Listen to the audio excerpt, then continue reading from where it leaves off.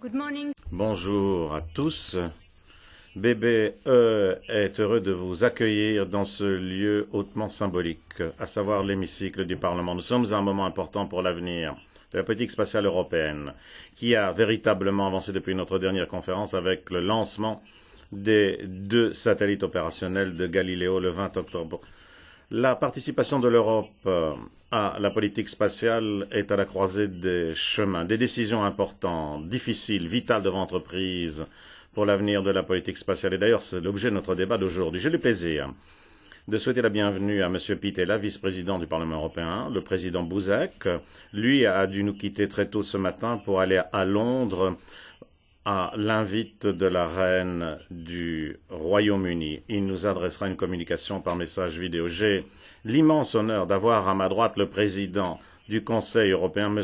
Herman Van Rompuy, qui, malgré les événements récents que l'on sait, nous fait l'honneur de sa présence aujourd'hui. Nous entendrons un message également du président de la Commission européenne, M. Barroso, et il s'agira d'un message vidéo. Les présidents des 3 institutions, en fait, parrainent le présent événement et ils sont très heureux à l'idée d'examiner les conclusions de nos débats. Monsieur Pitella, je vous en prie. Grazie. Merci, cher président Van Rompuy, le président Tajani, ainsi que Monsieur Prodi. Chers collègues, mesdames et messieurs, au nom du président Buzek, que nous écouterons dans quelques instants d'ailleurs, puisqu'il y aura une vidéo, eh bien, je voudrais vous souhaiter la bienvenue au Parlement européen pour la conférence annuelle consacrée à la politique de l'espace en Europe. Cette conférence, je l'ouvre avec beaucoup de plaisir. Pourquoi? Parce que je suis certain que cette conférence constituera un point d'ancrage précieux. En effet, nous aurons des éléments, grâce à vous, très utiles qui amélioreront la compétitivité de l'Europe dans le domaine de la politique spatiale. Il y a 3 semaines, on a lancé les 2 premiers satellites Galileo, consacrant ainsi une avancée énorme pour l'Europe. En réalité, il s'agit d'un objectif que les États membres n'auraient pas pu seuls atteindre. Galileo garantira nombre d'applications utiles dans divers secteurs, du transport aux opérations de secours et de sauvetage, et dans les 20 années qui viennent, Galileo, en fait, apportera 60 milliards d'euros à notre économie. Et c'est grâce à des initiatives de ce genre que l'on peut relancer l'Europe. C'est grâce à ces initiatives que l'on peut poser les bases permettant un renforcement structurel et non épisodique de nos économies respectives. Le Parlement européen et l'intergroupe parlementaire Sky et Space sont, d'ailleurs, M. Prodi est là, eh bien, sont des fervents défenseurs d'une politique spatiale ambitieuse, qu'il s'agisse de Galileo, qu'il s'agisse d'ailleurs du GMES. Nous voulons des garanties. En effet, malgré les difficultés économiques de l'heure que connaît l'Europe, il est essentiel que l'on dispose de financements adéquats dans le cadre du prochain cadre financier pluriannuel. Et je tire parti de la présence de M. Van Rompuy pour répéter notre demande. Et il faut que les gouvernements prennent en compte l'idée des euro-obligations, quel que soit leur libellé. Il faut que ça soit garanti. Il faut en fait protéger les pays qui connaissent des déséquilibres financiers. Nous ne voulons pas que les citoyens de ces pays paient pour les erreurs des autres. Il faut trouver les formes nécessaires pour assurer la sérénité de tout un chacun. Mais lançons les euro-obligations, car grâce à cet instrument, on pourra arriver à une bonne situation équilibrée et on pourra en arriver à une bonne politique spatiale européenne. Ces activités sont essentielles pour l'Europe, mais elles exigent un instrument adéquat pour ce qui est du soutien financier à apporter à celle-ci. Je voudrais conclure mon propos introductif. Et je dirais qu'ici on a besoin de garanties politiques, on a besoin d'assurance politique, au-delà des éléments techniques. Nous avons besoin d'assurance politique. Il faut que ce secteur est vraiment crucial, il est vraiment vital, n'est-ce pas, parmi tous les secteurs, il est vital pour l'Europe, et il faut que ce secteur soit soutenu sur le plan économique et sur le plan financier. Merci et bon travail. Merci, Monsieur Pittella. Je propose qu'on lance la vidéo du président Buzek. To the President Barroso. Monsieur le Président Barroso, Monsieur le Président Van Rompuy, Président Bresso, cher Vittorio Prodi, Madame du Parlement européen, chers participants, je vous souhaite la bienvenue au Parlement européen pour la conférence annuelle sur la politique de l'espace de l'Union européenne. Je suis désolé de ne pas pouvoir être des vôtres lors de cet événement extrêmement important. L'objectif du marché intérieur de l'Union, c'est d'abaisser les barrières pour faciliter l'entrée sur le marché et aussi battre en brèche les cartels. Si nous souhaitons la concurrence sur la Terre, est-ce qu'il faudrait tolérer qu'il y ait des monopoles qui s'installent dans le ciel et dans l'espace? Comme la communication de la Commission l'indique, une politique de l'espace crédible va bénéficier principalement et en premier lieu à nos concitoyens. Il y a 3 semaines, nous avons pu assister à la réussite de cette politique de l'espace. Nous avons lancé les 2 premiers satellites Galileo. Il s'agit d'une réussite européenne, de nous tous, collective. Ceci n'aurait pas pu être fait par un État membre isolément. Galileo apportera toute une kyrielle d'applications très utiles dans des domaines qui vont du transport aux opérations de sauvetage et de secours. Il rapportera 60 milliards à notre économie au cours des 20 prochaines années.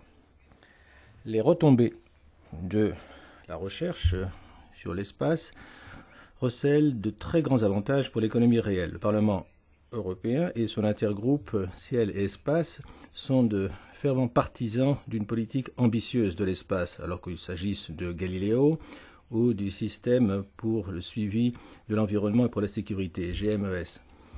Il faut faire en sorte qu'un financement approprié soit garanti lors du prochain cadre financier pluriannuel, et ceci en dépit des difficultés économiques de l'Europe.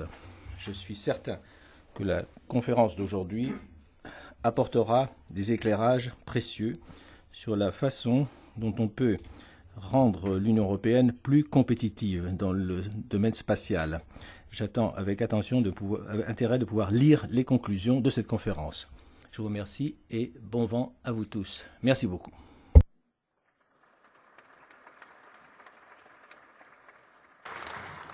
Monsieur Van Rompuy, je vous en prie. Merci, Monsieur le Vice-président de la Commission, Mesdames et Messieurs. Quel bonheur de pouvoir m'exprimer sur un autre thème que celui de la crise dans l'eurozone. Le spatial et l'euro forment en effet notre avenir, mais après un lancement réussi, la station euro a besoin d'une réparation en orbite. Mais je suis confiant que l'on y parviendra. Mesdames et Messieurs, tout a déjà été dit, à diverses reprises, depuis des années, et par l'ensemble des acteurs, qu'ils soient institutionnels, européens, intergouvernementaux, États membres ou industriels. Dit et approuvé par nos États membres sur proposition de la Commission et de l'exécutif de l'ESA. Que ce soit lors de conseils de l'Union européenne, de conseils de l'ESA, de conseils espace et pour la partie innovation et croissance de Conseil européen. Et tous ces discours et décisions convergent. Il est urgent de mener à bien Galileo et GMES, les 2 programmes phares de l'Union européenne.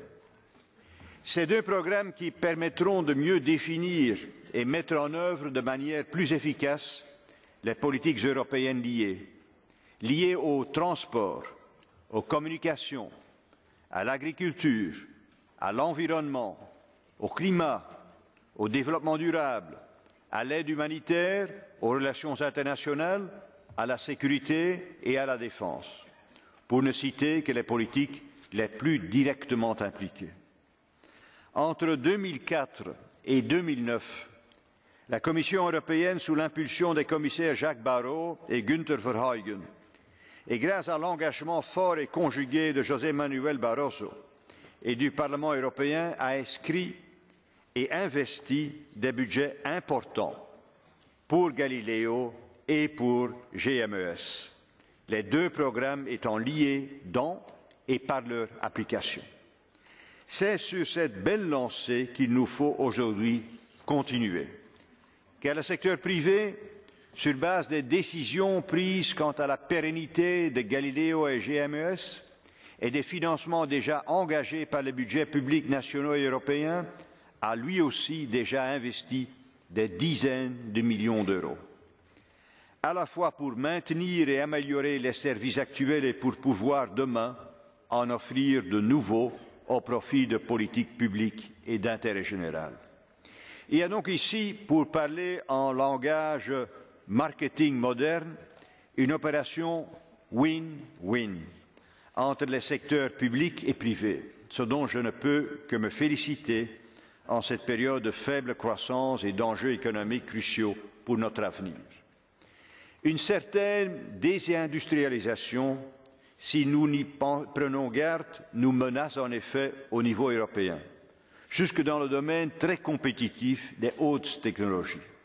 Il est donc de la plus haute importance que non seulement l'industrie manufacturière spatiale se renforce en Europe, mais également qu'une industrie des services à haute valeur ajoutée se crée et se développe en aval. C'est au développement harmonieux mais rapide de ces deux secteurs industriels ou de ces trois secteurs si j'y inclus l'exploitation et les opérations que se mesurera le succès ou l'échec de la stratégie spatiale européenne, c'est-à-dire de la stratégie menée conjointement par l'Union européenne et par l'ESA. Certes, une stratégie spatiale européenne ne se limite pas à la réalisation de deux programmes phares, même si, clairement, la crédibilité de la stratégie spatiale de l'Union dépend de leur réalisation. Depuis la ratification du traité de Lisbonne, en effet, l'Union a en matière spatiale une compétence parallèle qu'elle peut donc exercer dans d'autres domaines. Et je sais que des suggestions ont été formulées et parfois avalisées.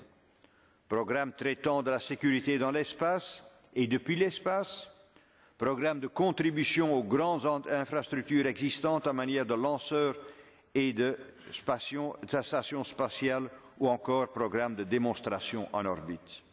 Il revient aussi au cadre communautaire d'assurer la mise sur pied de ce que l'on appelle un level playing field avec les concurrents internationaux de l'Europe. L'ensemble de cette approche me semble d'ailleurs être en ligne avec la philosophie défendue à la fois par le directeur général de l'Agence spatiale européenne et la direction générale entreprise au sein de la Commission européenne, à savoir que la recherche et le développement des programmes spatiaux soient menés par priorité via les structures, financements et règles de l'ESA et des agences nationales, et que la récurrence des infrastructures, leur déploiement, exploitation, opération et utilisation soient poursuivis dans un cadre strictement communautaire. En effet, si de par l'histoire, seules quelques entreprises situées dans certains pays de l'Union peuvent pleinement participer à la recherche et au développement de lanceurs et de satellites, toute la politique d'exploitation de ces satellites permettant la mise en place des services doit impérativement ressortir du domaine communautaire. Ainsi, les États membres qui ne possèdent pas d'industrie manufacturière pourront, grâce à l'Union européenne, obtenir dans les mêmes conditions que les autres États les données Galileo et GMES. Et cela permettra à une industrie de services de se créer et de se développer sur leur territoire. Les données ainsi disponibles et par voie de conséquence, les infrastructures permettant de les obtenir sont donc des valeurs ajoutées communautaires, car elles assurent une garantie de traitement équitable de l'ensemble des États membres et de l'ensemble des citoyens de notre Union. Communautaire et pas intergouvernementale. Qu'en est-il alors par voie de conséquence du budget de l'ESA et du cadre financier multiannuel de la Commission? Je ne m'exprimerai ici et maintenant ni sur l'un ni sur l'autre. Ni sur l'un, l'ESA, car ce n'est pas de mon ressort, ni sur l'autre, car, comme vous le savez, les chefs d'État et de gouvernement ne s'expriment là-dessus qu'en fin de parcours. Et je ne veux pas aujourd'hui interférer dans les débats Commission, Parlement, Conseil.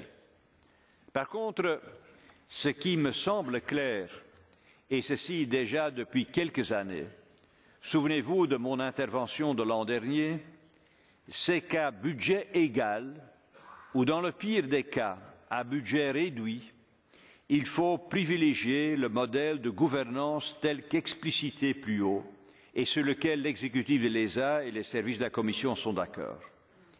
Inutile pour l'ESA de vouloir prendre le rôle dévolu à la Commission. Inutile pour la Commission de dupliquer les activités de recherche et de développement pour lesquelles elle n'a de toute façon pas les compétences au niveau des ressources humaines et du suivi.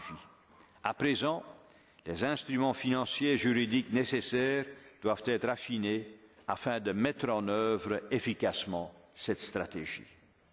Priorité donc aux deux programmes phares, GMES et Galileo, dont la réalisation aura des conséquences à la fois fortes et positives sur l'ensemble des politiques européennes. Galileo est aujourd'hui définitivement stabilisé au niveau budgétaire.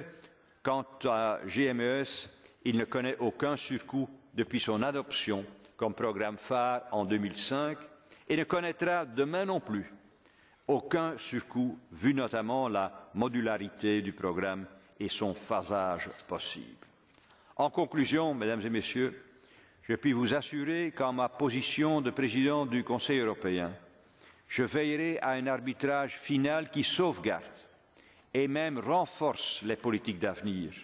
Et le spatial, et ce n'est pas cette noble Assemblée que je dois convaincre, en est clairement une.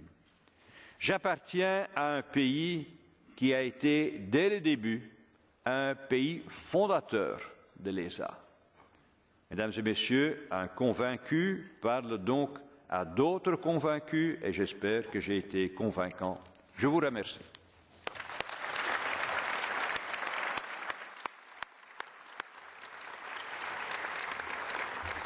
Merci, Monsieur le Président, pour ce riche, convaincant et encourageant discours qui restera pour nous tous une référence pour le cheminement de la politique spatiale.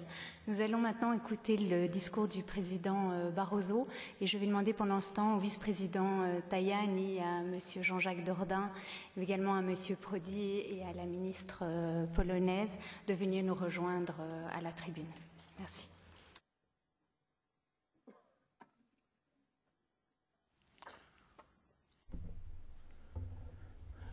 Monsieur le Président, Mesdames et Messieurs, merci de m'avoir invité à m'adresser à cette conférence annuelle de cette année sur la politique de l'espace et de ses retombées positives pour ses citoyens et la société. Je regrette de ne pas être présent, mais je suis heureux de pouvoir partager avec vous quelques réflexions par ce message vidéo. Avec le lancement réussi à Kourou le 21 octobre des 2 premiers satellites de Galileo, je suis heureux de pouvoir dire que nous avons assisté à une grande étape pour l'Europe et ses citoyens.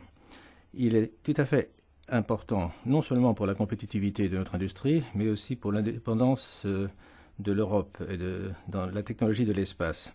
C'est également un exemple d'une coopération avec la Russie, vu que les satellites ont été lancés par le véhicule Soyuz ST, la version la plus récente des lanceurs qui, il y a 50 ans, ont lancé le Sputnik. Les activités liées à l'espace font partie intégrante de la stratégie Europe 2020. Ils créent des emplois, ils forcent l'innovation. Nos priorités ont été établies dans la communication pour une stratégie de l'espace adoptée en avril. On y trouve des programmes phares, Galileo et GMES, ce système de suivi de l'environnement et de la sécurité, ainsi que des aspects tels que sécurité dans l'espace, exploration de l'espace, ainsi qu'une industrie spatiale européenne compétitive. Galileo, le système de navigation par satellite européen, permettra d'améliorer notre vie au quotidien, apportant toute une gamme de services. À partir de 2014, il permettra que le secteur des transports soit plus sûr, plus fiable pour les voitures, les avions et les bateaux. Il apportera aussi une plus grande sécurité dans les transactions bancaires, l'approvisionnement d'électricité. Il rendra la protection civile plus solide et permettra de sauver des vies dans les zones éloignées. Mais Galileo, c'est également un investissement dans l'avenir industriel européen et dans sa compétitivité. Cela bénéficiera à beaucoup d'entreprises du transport maritime, gestion des flottes, les finances, télécommunications et l'approvisionnement en électricité. La Commission est tout à fait engagée à faire de Galileo une réussite à long terme, ce qui est illustré par sa proposition d'un budget de 7 milliards pour parachever et exploiter le système jusqu'en 2020. GMES, voilà un autre exemple de la façon dont la politique spatiale peut améliorer la vie de nos citoyens. Elle apportera des images cruciales, des données sur l'environnement, qui nous permettra de mieux comprendre le changement climatique et d'apporter des mesures d'atténuation. Cela permettra aussi de rendre notre agriculture et la pêche plus efficaces. Ceci améliorera la qualité des denrées alimentaires et la sécurité alimentaire. Il permettra également une réponse en situation de crise, dans une situation d'urgence, lors de catastrophes naturelles.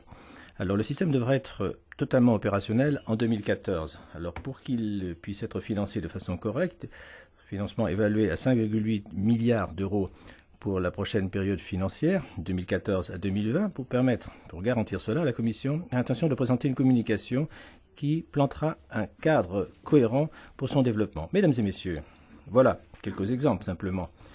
Mais pour la Commission, il ne fait pas de doute que les activités de l'espace sont tout à fait essentielles et bénéfiques pour nos citoyens et notre société. Il reste des défis à surmonter. Mais si l'on pense à ce qui a déjà été fait jusqu'à maintenant, je suis certain que nous serons à la hauteur de l'ambition. Alors, j'ai l'ambition pour l'Union européenne qu'elle soit aussi à la pointe avec d'autres dans l'espace. Et ceci à l'avantage de tous les citoyens européens et que l'on ne s'en remette pas à d'autres pour montrer la voie. Je vous souhaite à tous une conférence très fructueuse, éclairante et je vous remercie de m'avoir écouté. Merci, Monsieur le Président.